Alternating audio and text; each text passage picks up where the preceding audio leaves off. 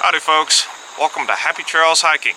We are at Brandywine Falls in Cuyahoga Valley National Park. And today we're joined by our friends Sean and Marianne from Panic D Paranormal History and my sister, Lori. So Lori, we were here 3 years ago? I think so, 3 years ago. Lori brought me here 3 years ago and said, these are going to be gorgeous waterfalls and you're going to love them. And we just stayed at the Brandywine Inn. It's just over there. And it's a great place to stay if you're ever in the area. Nice bed and breakfast, and we could walk to the falls. That's right. So this time we're at the parking lot and got here. What are you expecting in the fall? Because we were here in the summer. Right, I'm expecting it to be cooler. It is lots cooler. And that the leaves might be a little bit changing. And that it probably, since I don't think they've had a ton of rain, it probably won't be as flowy as it was before. Yeah. As full. Well, let's go find out. Yeah. And I have a new hat. I do like your hat. That's cool. So, for the record, I got Sean and Marianne on a trail in Cuyahoga Valley, and well, Lori goes on trails with me all the time. So this is a new thing. We're hiking today. On a boardwalk. On a boardwalk, and we're supposed to stay on the boardwalk, and it's haunted. Look. Cuyahoga Valley National Park protects 33,000 acres along the banks of the Cuyahoga River between Cleveland and Akron, Ohio. It became a national park October 11th, 2000.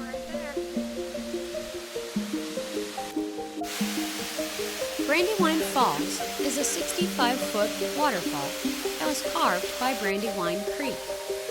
Early settlers saw the falls not only for its beauty, but also for its water power. In 1814, George Wallace built a sawmill at the top of the falls. Grist mills and woolen mills soon followed, and the village of Brandywine grew up around the mills. Matt just enjoyed taking pictures of it this day.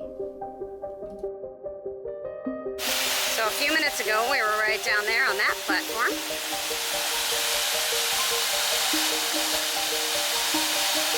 Wanted to make sure that Sean and Marianne got to see the old mill relics, and because there are paranormal claims here. So I wanted to make sure that they were able to see it, and we're here.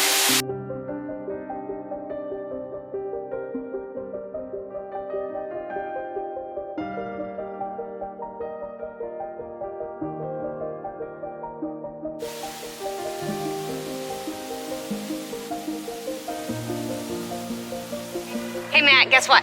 What? We're taking Sean and Marianne on a second trail. They're gonna do two with us today. 2 hikes in one day. 2 hikes in one day. So, on to Blue Hen Falls. Sean, you didn't die on the first one. We're gonna do a second one. Let's go! This is the Blue Hen Falls Trail.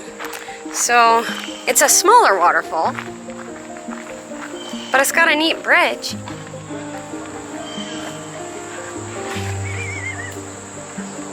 Parking spot. I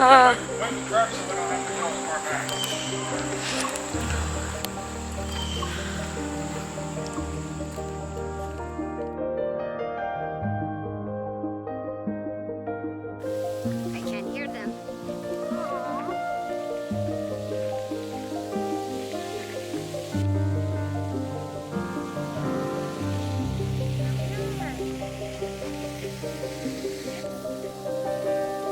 Blue Hen Falls is located on the Buckeye Trail. It is a half-mile loop from your car and back to this beautiful waterfall.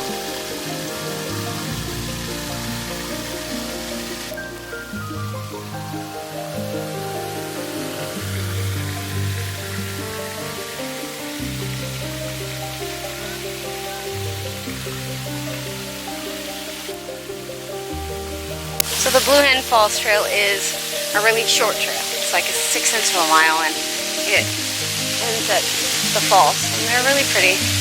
And it was great that Lori suggested these. So thanks, Lori.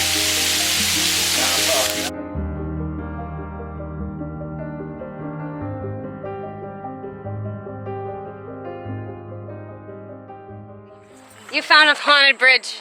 Yeah, there's reports of a haunted bridge here, so we're gonna stop and go see it. Okay, well, if it's a 5-mile walk, Sean says no. Well, then we'll turn around and not go see it. Okay, we're ready.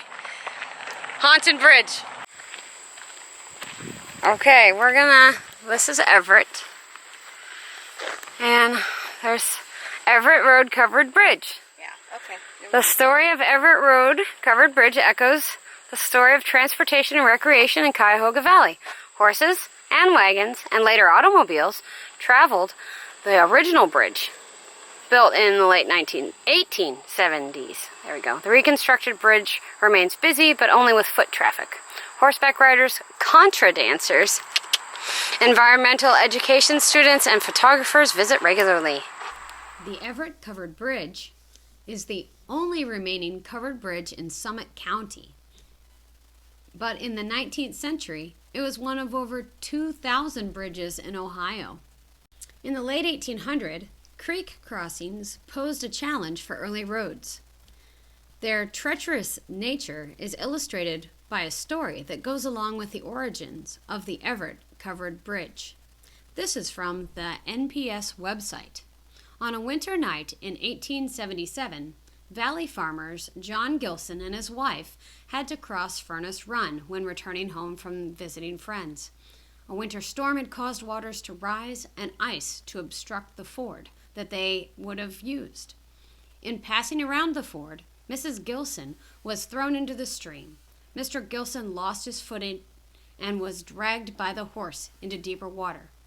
Mrs. Gilson was rescued, but Mr. Gilson's body was not recovered until 4 days later. We are now at Hale Farm, and I know nothing about Hale Farm other than Sean and Marianne say that we needed to come here. So we're gonna wander around, check it out, show you what we see. Enjoy! Hale Farm sits at the southwestern edge of Cuyahoga Valley. It has a 3-story impressive brick house surrounded by 140 acres of fields, gardens, and woods. Today, it is made into a living history farm where you can see artisans and craftsmen at their jobs. You can also see buildings that have been restored and preserved to the same way they were in the 1800s. One of our last stops is Indigo Lake. Really pretty. Happy that we have gotten to spend the day with Sean and Marianne from Panic D and Lori here in Cuyahoga Valley National Park.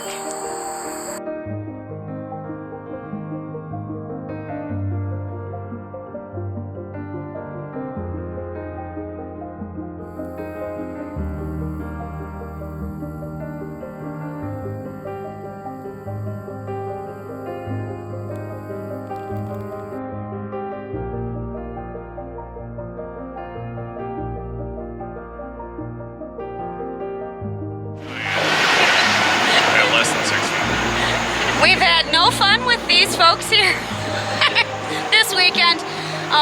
We love traveling to Ohio and seeing Cuyahoga Valley, Mill Creek Park, and Hale Farms, and all the fun things. Thank you so much for hosting us. Thanks for coming. Oh my goodness. And guys, make sure to go check out Panic D Paranormal History, as well as Panic D Vlogs and more. And they've got an awesome website and an awesome database if you're looking for any paranormal anything. And until next time, this is Kay, Matt, Lori, and from Happy Trails Hiking, and Sean and Marianne from Panic D Paranormal History. Are you gonna say it, or am I? Thanks for watching. And happy hunting!